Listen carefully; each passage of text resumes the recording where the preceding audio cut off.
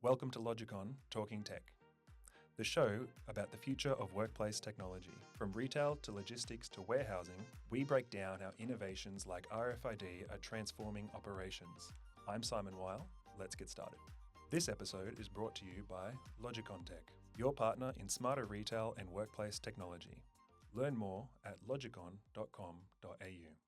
Hello everyone, and thanks again for joining us at LogiQ-On Talking Tech. I'm your host, Simon Wile, and today we're going to be speaking with Nicky Monk from Akomplished. She is an experienced Wi-Fi engineer with 15 years experience in the industry and 5 years running Akomplished WiFi Solutions. Nicky, thanks for joining us today. Thank you for having me. I'm super excited to be here.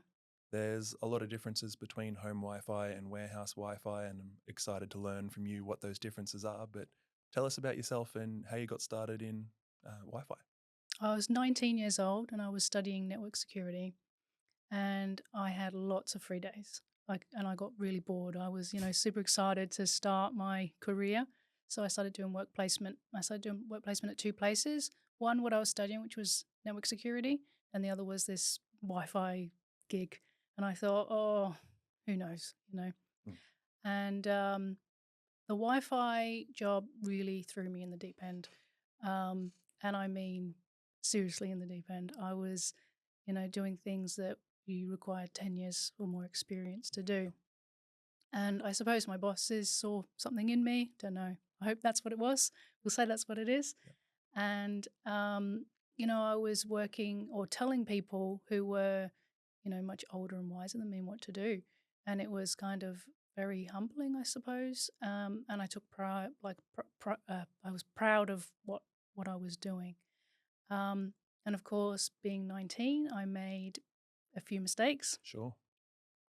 Maybe, a little bit of, I can skip that step, Mm-hmm. And those mistakes, I needed to fix them before anyone found out. Yes. So I started writing notes in my phone and this is how I fix it. This is where I went wrong, things like that. Don't do that again. And by the time I was fully employed by about 21, I sort of knew how to fix other people's faults. Right. So it was really learning those mistakes were quite beneficial to my career. And when I first started, we had big laptops and they were chunky laptops with... I remember, big power brick supplies and 3 kilos in the arm. And they had what the software we use now, but it was, antennas each off this laptop. And you'd have to carry around this laptop. And by the end of the day, your arm, and you felt like you were just a heavyweight champion. That feels like an OH&S risk that someone should have raised. I think so. I think people were starting to go on segways and things in America to get around that. So, but now luckily we've downsized a bit with iPads and. Wonderful. Yes. Yeah. Everything's sort of micro and much easier to walk around. Yes. Fantastic. And that's some wonderful professional reflection at such a young age to sort of look at, well, what have I done? Where did I go wrong? And make the notes so you could learn from that in the future. And so, Nicky, what's some of the sites that you work at? At LogiQ-On, we principally work with warehouses, but I'm sure you get some weird and wonderful sites. Where have you ended up? So I think this is the most wonderful thing about my job is I get to see behind the scenes of all these different companies. Even when you say warehouses, it's still amazing to see how it's produced and the process that goes through. And I've gone to sites that have brought me joy. I've gone to sites that are very curious, and I've gone to sites that have made me quite sad. But, overall, I've just got to experience very beautiful sites. I think my favorite was I went to a place that had dolphins. Oh, so nice. Yes. And I was doing a survey around their area, and they followed me around. Beautiful. So that was very nice just to, see them interact with me when I was just, concentrating on what I was doing, and then all of a sudden this dolphin head's popping up and going, "Hey, look at me." Oh, so cute. Yeah. Probably just checking in because they're having laggy Wi-Fi when they're watching YouTube. Exactly, and that's exactly right. And it's sonar. So that's right. Yeah, they've got their own Wi-Fi built in. They've got their own Wi-Fi built in, so they knew how it works. Very nice. And so we're going to talk about warehouses a bit today, but um, there's so many different kinds of warehouses, big, small, medium, and with different levels of complexity. What are some of the complexities you face in a warehouse when you visit to map their Wi-Fi? Yeah, so I did an estimate the other day and I've gone to about 800 Wow. warehouses. And in my mind, they are all extremely different. Even though, you think a warehouse, the concept's the same high ceiling, racking, they're all extremely different because, maybe one might have robots or they might have narrow racking, wide racking, big open areas, production, machinery, conveyor belts. It's all very different and it's quite complex when you are looking at putting Wi Fi in. And then, of course, outside Wi Fi to around the perimeter of the building. I hadn't even thought of the perimeter. Yeah, because sometimes they do picking outside as well. There's container yards and large areas that are quite complex. Is a warehouse is, even though, like I said, 800 of them, there's still all of them are almost designed differently. Yeah, right. So there's no one size fits all approach to. No, nope, not even a small warehouse is one size fits all. Okay, and I think what you've been touching on there is some of the conveyors and machinery that you might not find in an office or a home Wi-Fi. Is that the principal difference between outfitting a warehouse or an enterprise Wi-Fi, or are there other elements? Um, I think when you compare even office and home, there is a huge difference. But when you compare an office and a warehouse, that's significantly different. Um, you have to take in consideration the high ceilings and what sort of equipment you need. You might need a different type of antenna to direct the signal to where you need it to go. Or if you've got robots, you can't just have access points mounted on the ceiling where the robots might be going underneath shelving, for example. Depends on how the robots act, of course. Whereas when you're at home, you've got one sort of, provided internet based router Things don't move. and things don't move. And sometimes that doesn't particularly work very well, but at least it's within a small area. Yeah, right. And if you have a dropout at home, whoops. But in a warehouse, If you have a dropout in a warehouse, yes, and of course there's other critical sites as well that if you have dropouts, it can be life or death. So you've got to be right on point with your Wi-Fi designing. okay. So Nikki, do you principally do new warehouses or do you analyze problems in existing warehouses? What's the sort of market looking like at the moment? At the moment, it seems to be a lot of troubleshooting. I suppose it's the current cost of living um, that's affecting how businesses expand or anything like that. And we're finding that they are putting in a solution that doesn't work, and then they're asking me, "Hey, why isn't it working? Can we add more access points?" And of course, we all know that that makes things a lot worse. Do we? So tell me more about why too many access points can be a bad thing.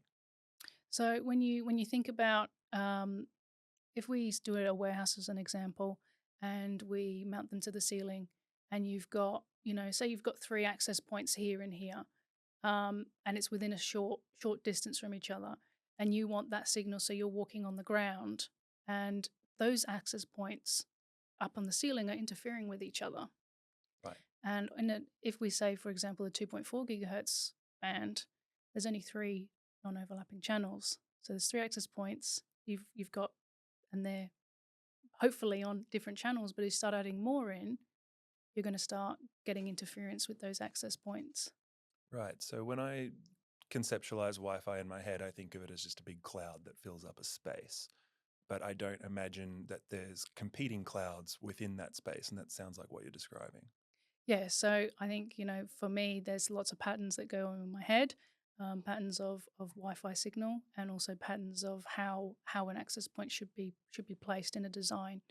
Um, but definitely, you need that overlapping, but you don't need too many overlapping. If you get too many overlapping, you're going to get that interference. And if you've got, I went to a site the other day that had 180 access points, and I would have put 30% of that amount in. That's a lot of wasted hardware. Yes, and they asked me, "Hey, Nikki, can we need to add some more. We're getting dropouts." I said, "Hold on. No, you need to actually turn them off." We ended up turning off about think 100 of them. How did that conversation go? Luckily, it had nothing to do with me, the design. So I just told them straight, I'm sorry, but it's actually you've been sold too many access points and we need to turn them off. And I provided them with a comprehensive report to make sure they got the understanding that that's what the situation was. And yes, it's working a lot better now. Good to hear. Just from turning off 100 access points. Wow, what a financial and administrative burden on the business.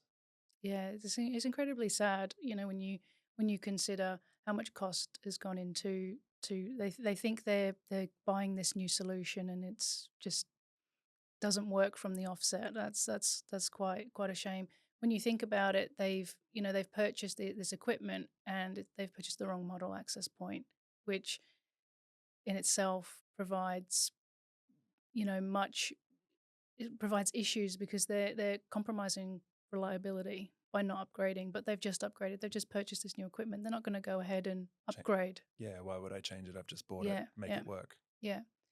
And they got to. It's a compromise. You start getting dropouts, and the staff.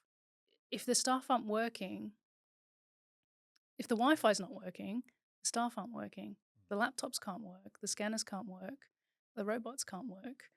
So it's a downtime for these big businesses or these small businesses, family businesses, and it's such a shame because sometimes it can be as simple as just turning off a few extra access points or just getting that design correct, getting the right model access point, getting the right antenna for the job.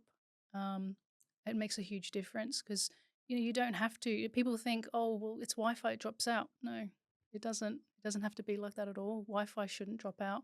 Wi-Fi, especially if you've got enterprise equipment, Wi-Fi doesn't drop out. You get solid Wi-Fi. So it's quite foundational to the success of the business, really, to have reliable Wi-Fi. Yeah, that's exactly right. If scanners will continually not scan, they will freeze. They will sit there because they can't roam from aisle to aisle as they're going up and down an aisle. They'll drop out. When you've got a constantly moving parts in a warehouse, it's not going to work. The same with a robot that's going underneath the shelving. Sometimes we find they go underneath the shelving, they stop working, and they just stop in them under the shelf. Oh, and then you've got to go find it. You got to go find it, and you can't go into those robot areas without shutting all the robots off. Oh, so you've got to shut the whole warehouse down to go and troubleshoot one thing. Yep. Oh gosh. And just if you just maybe if the correct design was implemented, correct configuration, those issues wouldn't occur. Yeah, wow. So more access points doesn't equal more better, and getting it right will save you time and effort. Getting the design right saves you doing a troubleshooting. So Nicky, someone approaches you with, I've got a new warehouse, I need Wi-Fi in it. How do you start with them? Solid plans. If they have solid plans, we can use, Ekahau on the laptop just to get a design proper. Sometimes you might require to go to the site to see, how high that racking is if it's not on the plans. But getting the design to the requirements of what's within that area, what devices that they're going to use. Are they going to use robots? Are they going to use handheld scanners? Are they going to just use iPads? A lot of places are going towards that now as well. And getting that fundamental part right, that step allows you to start on a good baseline, and then you got the configuration, good configuration, and then you do the coverage check of yes, this is all good. We did it right. Right. And so do you find businesses typically think, oh, well, I can just chuck in some access points and it'll be fine, and sort of, I guess, cut that corner? Yes, unfortunately. That's why we've had so many troubleshooting reports to do lately. But I think people think, oh, Wi-Fi is such a common thing. I know Wi-Fi. I've got Wi-Fi at home. I've got Wi-Fi on the streets. Yep. I can do Wi-Fi in the warehouse, and they just throw them up. And it does end up costing them more money. Like I said, if those workers aren't working, you're paying for that time. You're paying for those dropouts. You're paying for that unwanted hardware. You're paying for that, troubleshooting report, which is usually double the price of a design in the first place. Right. And then going from there, you've got, yeah, I think that's it. Yeah. Yeah. And I guess physically moving an access point with a 12-meter ceiling is a mission in itself if they're positioned incorrectly. That's exactly right. And if you don't have the sort of the cable length, the extra cable length, you've got to recable. You got to go up in a cherry picker, which Yep. I've been up on, and it's not nice. Yeah, 12 meters is high in a cherry picker. And so I've got a fear of heights, so Oh gosh. I was not a Yep. fan, Yep. and I only had to move it a slight little bit to just a little bit over because they hadn't mounted it correctly. So it can be that subtle, just a little move 1 meter to the left or right. So they actually had mounted it sort of behind a beam. Ah, So that again is a big thing because you'd think that'd be fairly obvious. Don't put it behind a beam. you would think, but it's very common that people mount it behind beams, mount it to the wall, mount it with cable ties, Oh, mount it with sticky tape. sticky tape. Double-sided or? Just any sided is Okay. awful. Yep. It's a hazard, that's for sure. I've seen it. Okay. Oh, right. So like a falling access point. Yep. Or hanging from the cable itself. I've seen that as well. Oh, That's gosh. always fun. But yes, when they mount it incorrectly behind just a beam, that's very common. And then you just got to just mount it onto the beam. Okay. But of course, they've got to have the cherry picker on site, which they don't normally have. You've got to hire it out. So it is quite a big deal just to move an access point. So Nikki, I'm a warehouse operator and my devices are all over the place. I think they're dropping out or they're performing slowly. How do you tell the difference that if it's a dodgy handheld or if it's an access point? I think, the biggest thing is if you've got multiple devices, so you've got robots and scanners, and they're both disconnecting, playing up, or dropping out, um, it's pointing towards the Wi-Fi. If you've got one or two devices, maybe a laptop that is being stubborn and won't connect, that's pointing towards the device. I put that sort of loosely because there have been times when all the robots have dropped out and it's pointing towards the Wi-Fi, and it's actually just a little configuration within the robots themselves. Right. So you do need to be careful to check your devices and check that they have got the correct configuration. For example, scanners have roaming thresholds on them. Sometimes that can be configured incorrectly, and that will mean that it will just drop out, even though it's not got the right coverage. So you do need to be careful, but as a general sort of overview of it is if you've got multiple devices not connecting, it's Wi-Fi. Okay. And you've brought some tools with you today for us to have a look at. So I'll throw to you here and step me through this simulated survey.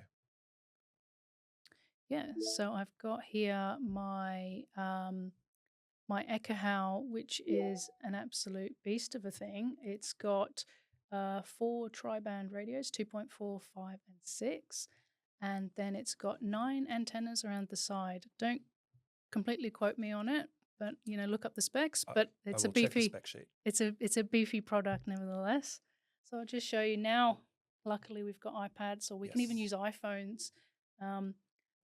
This is looking much more slim than the 3 kilo behemoth laptops we had back in the day. Exactly. Doesn't hurt my arm anymore. So if we just move this over here a little bit. So I've got a lovely warehouse. Okay. Let's pretend that we are here and we are walking around. And I'll just, yep. So if I pretend I'm here, and as I'm walking, let's pretend I'm walking here, walking, and I get to the end here and I turn. Again, I walk down and I turn, walk down, turn, and did lots of steps, so many steps. And that's how you do a, basic overview of how you do a coverage check. Right. And then we can have a look.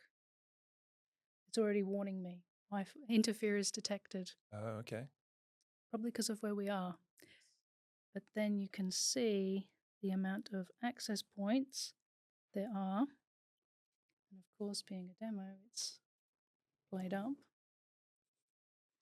Thrill of the live demo. The thrill of the live demo. So let's get rid of that. And there we go. Right. That So, looks like clouds. yep, exactly right. Looks like clouds. And if we have a look, we can actually see that almost all of them have been incorrectly configured. Okay. So just for anyone who's not watching the video and listening, what I'm looking at is a map of orange circles overlaid on a floor plan, and there's a list of access points down the side where Nikki can see their various configuration settings and can tell that they're correct or not. Yeah, so if we look at an example, this access point is on the wrong 2.4 gigahertz channel and the wrong 2.4 gigahertz channel bandwidth. This is on the wrong 5 gigahertz channel bandwidth. These are all on the wrong channel. So it's quite important if I was to design here, this small studio, for example, putting an access point in here might not work very well because you've got all this interference around just from sitting here in this spot. That's how much access point that's how much signal came up Yeah, just from sitting right. here. So again, for those listening, there's at least a dozen sort of access points just here in this sort of commercial space that we're sitting in from the various businesses around us that are all overlapping and interfering with each other and competing for air.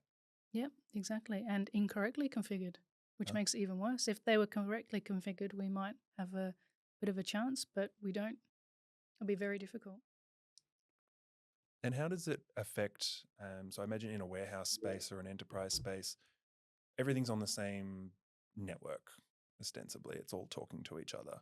In a space like this, or maybe a public space where you've got different businesses or public Wi Fi and private Wi Fi all overlapping, how do you configure that differently so it operates harmoniously?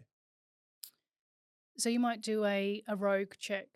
So if I was designing, I might do a rogue check first and see, if you could look at an office space, for example, in the middle of the city, um, you would see that, hey, this is absolutely getting flogged on 2.4. Let's just disable it. That's kind of a common thing these days anyway. Moving towards 6 gigahertz, luckily, that's very clear air. Mm-hmm. So we've almost got a fresh start, and you might start, especially in offices, you might start moving towards doing 6 gigahertz. But saying that, even in warehouses, there's been shared spaces within warehouses. They might have, certain aisles are a certain customer, or they might share the Wi-Fi across the building. And for whatever reason, they've put two sets of Wi-Fi's in there.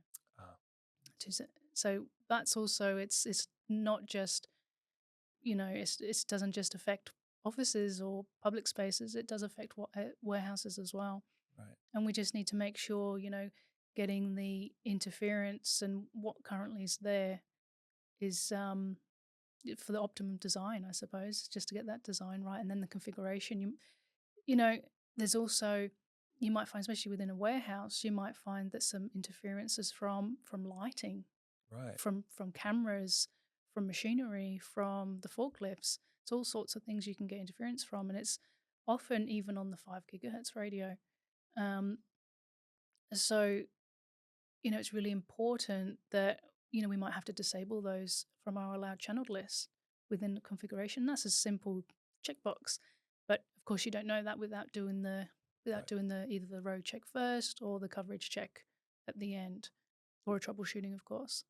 Yep. So again, it comes back to proper planning and having the tools to investigate properly to make sure that things are operating harmoniously. Yeah.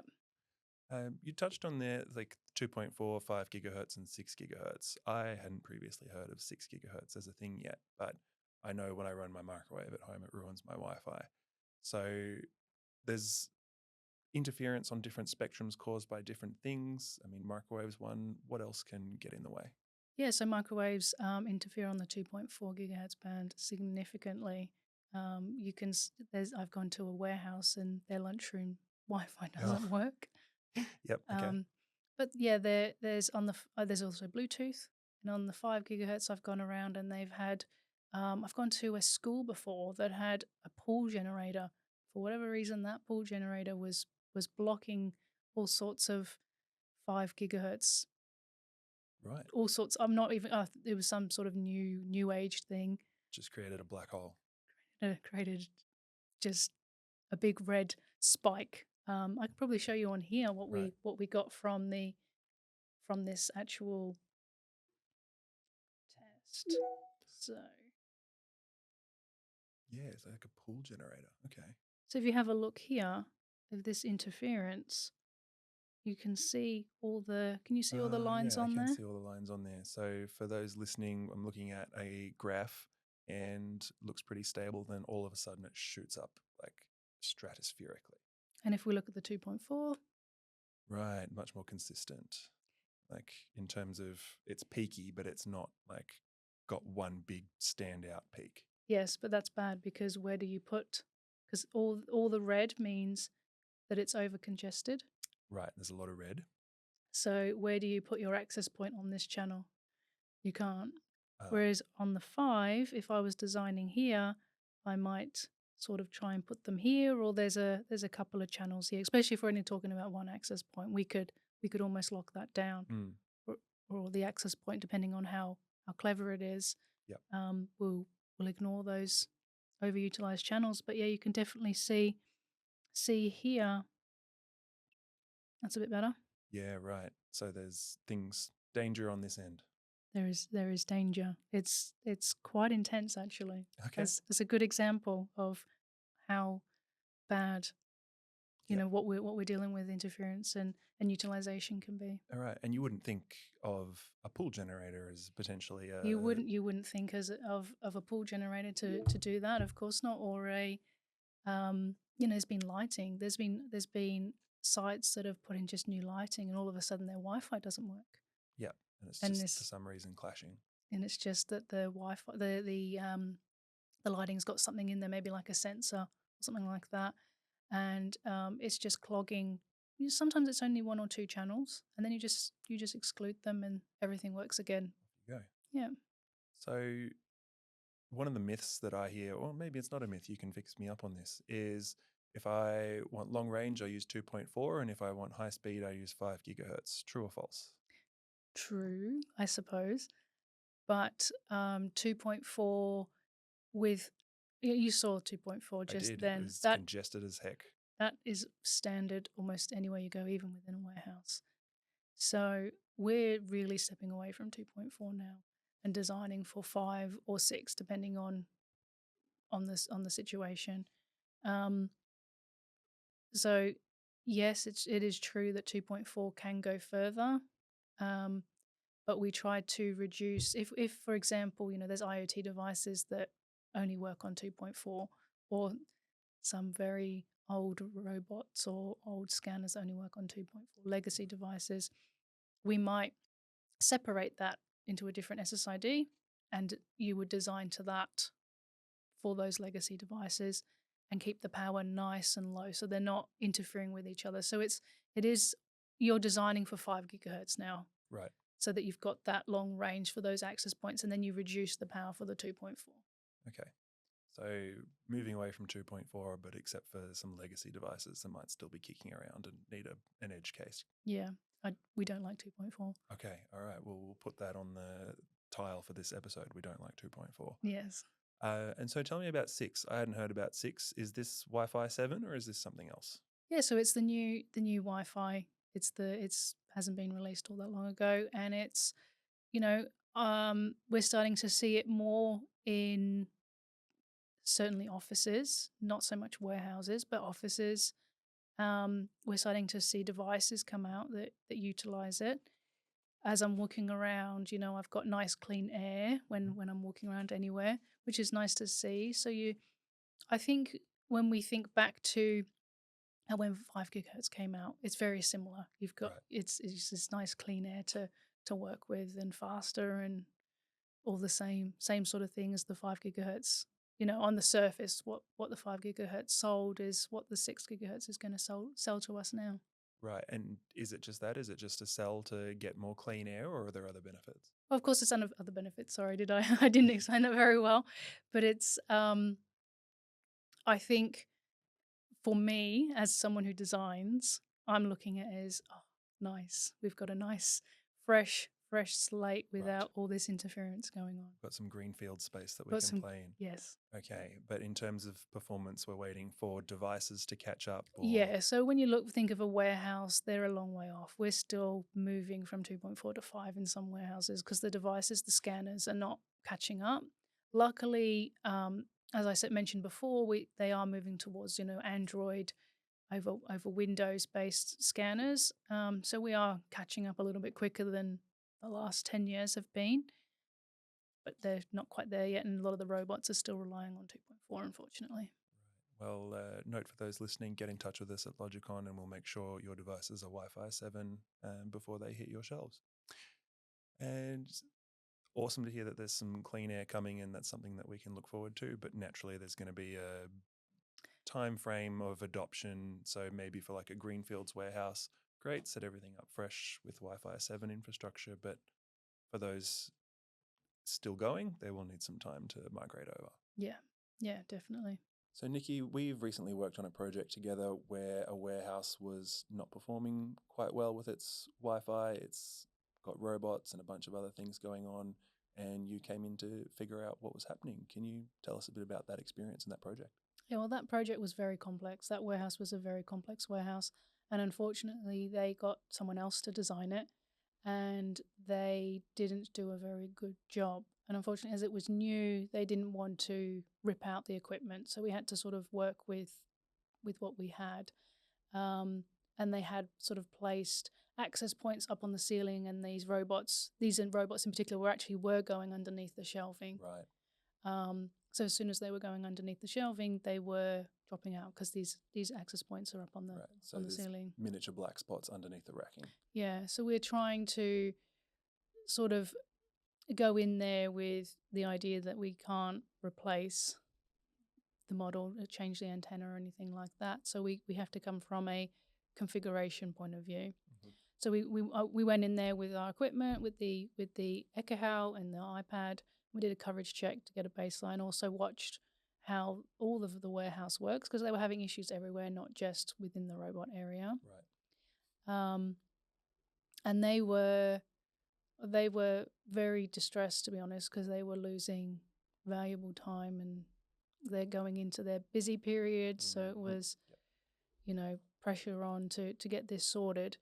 And after doing the troubleshooting, we found that the access points, a lot of them were actually just their power settings. Their transmit power settings were almost to zero, non-existent. Yeah, right. But then there was other ones that were all the way up red hot. Okay. So it was kind of, they weren't roaming. These robots weren't roaming. They were just standing on this one access point, Clinging onto the edges. clinging on for dear life to one access point and the other end of the warehouse.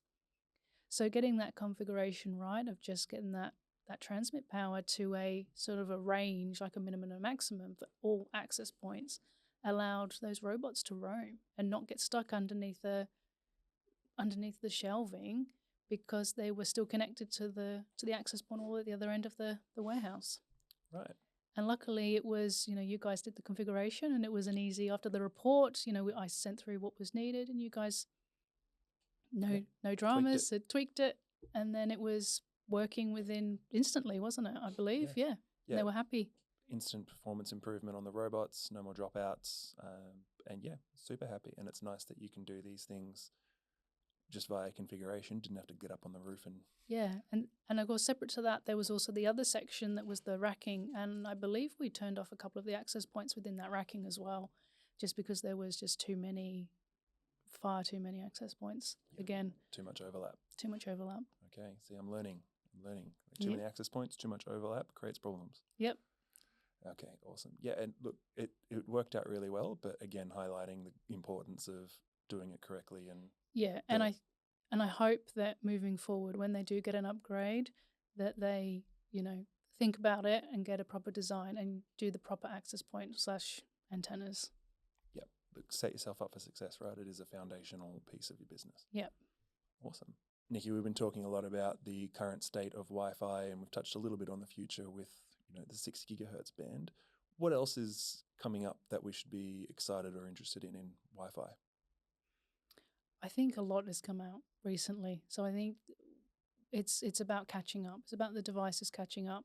It's about those robots catching up. And I am excited about designing 6 gigahertz within a warehouse. And we're a few years probably off that.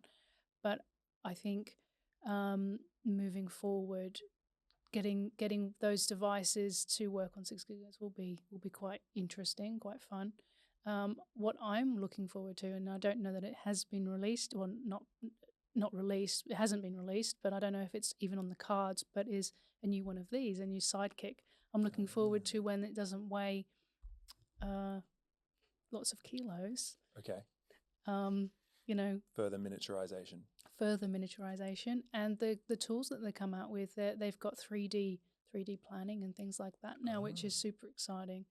And there's other vendors doing 3D planning that's better. So it would be interesting to see what Ekahau or the next software comes out with. Because 3D planning is quite cool. You think of like a stadium, for example, and they've got this. You can see the overview of the coverage going down the stairs and down the seating. Yep. So that excites me. Which it will come out. I just don't know when. Right, and like all technology, it's always evolving and improving, and competitors come and go. And I mean, they do have some 3D stuff at the moment, but it does need improving. That's just okay. No, look, there's some direct feedback. But it will come. It will come.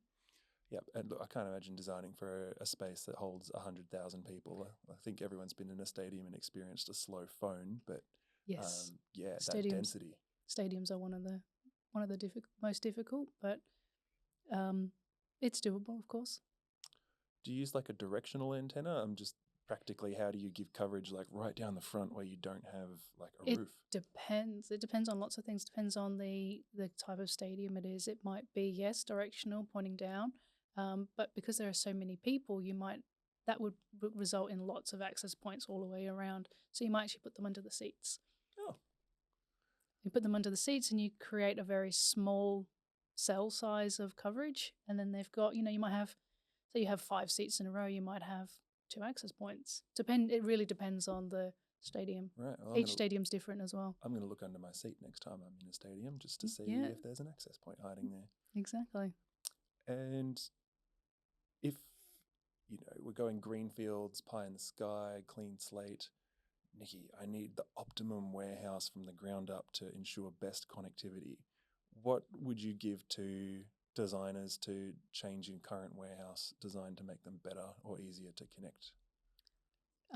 For me personally, is maybe having the pattern in my head work for the layout. And if that makes sense, as in have racking together and then the open area together and the robots together. They do that, but sometimes they might have racking and then